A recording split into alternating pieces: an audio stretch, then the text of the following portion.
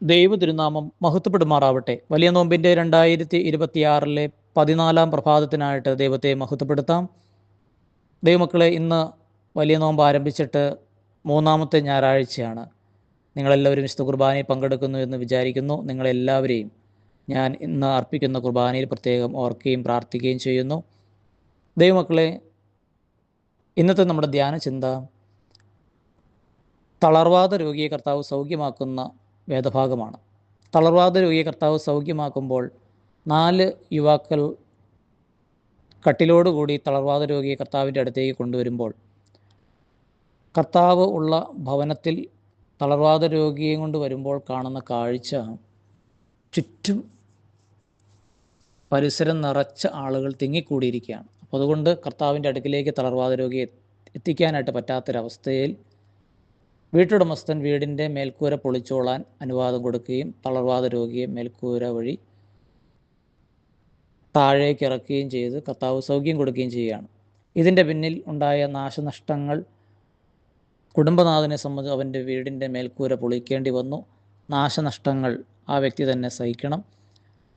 അതോടൊപ്പം തന്നെ ഈ 4 യുവാക്കൾ, ഒരുപക്ഷെ 4 യുവാക്കൾ ഇന്നലകളിൽ അവർ കർത്താവിൻ്റെ അടുത്ത് വന്നിട്ടുണ്ടാവാം, സുവിശേഷം കേട്ടിട്ടുണ്ടാവാം, അവരുടെ ജീവിതത്തിൽ വലിയ മാറ്റങ്ങൾ ഉണ്ടായിട്ടുണ്ടാവാം, രോഗിയായിരുന്നവർ സൗഖ്യം പ്രാപിച്ചിട്ടുണ്ടാവാം. അതുകൊണ്ടാണ് ഈ തളർവാദ രോഗിയും കൂടെ സുഖപ്പെടണമെന്നുള്ള അവരുടെ ഒരു വലിയ ദൃഢനിശ്ചയത്തിൻ്റെ പിന്നിലാണ് ഇത്രയും വലിയ കഷ്ടത സഹിച്ച് അവരെ ചുമന്നുകൊണ്ട് ഇവിടം വരെ എത്തിച്ചത്.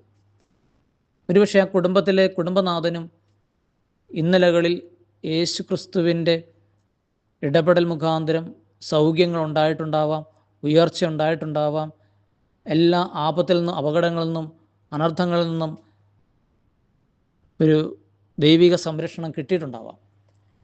അതുകൊണ്ട് മാത്രമാണ് ആ മേൽക്കൂര പൊളിച്ചിട്ടാണേലും സുവിശേഷത്തിൻ്റെ ഭാഗമാകാൻ ആ കുടുംബനാഥൻ ആഗ്രഹിക്കുന്നു. അല്ലെങ്കിൽ ആ കുടുംബനാഥൻ അത്രമാത്രം വിശാലമായൊരു മനസ്സിൻ്റെ ഉടമയായതുകൊണ്ടും ഒരു വ്യക്തി കൂടി സുവിശേഷത്തിൻ്റെ ഭാഗമാകാൻ വേണ്ടിയിട്ടാണല്ലോ എന്നുള്ള ഒരു വലിയ ആഗ്രഹത്തിൻ്റെ പുറത്താണ് തൻ്റെ വീടിൻ്റെ മേൽക്കൂര പൊളിക്കുവാൻ തക്ക വിധം അനുവാദം കൊടുക്കുന്നത്. ദൈവമക്കളെ, ഇന്ന് നമ്മളൊക്കെ സുവിശേഷത്തിന് വേണ്ടി എന്ത് സഹനമാണ്, സുവിശേഷത്തിന് വേണ്ടി എന്ത് അധ്വാനമാണ്, സുവിശേഷത്തിന് വേണ്ടി എത്ര അധ്വാനിക്കുന്നുണ്ട് എന്ന് ഒരു വിചിന്തനം ആവശ്യമാണ്. നമ്മൾ അനുഭവിച്ചറിയുന്ന ക്രിസ്തുവിനെ മറ്റുള്ളവർക്കൊന്ന് കൊടുക്കാൻ വേണ്ടിയിട്ട് നമ്മൾ എത്ര കഷ്ടപ്പെടുന്നുണ്ട്. JC മിഷനിലൊക്കെയും പല ആളുകളും രാവും പകലും ഉറങ്ങാതിരുന്നവരെ സുവിശേഷത്തിന് വേണ്ടി കഷ്ടപ്പെടുന്നവരുണ്ട്.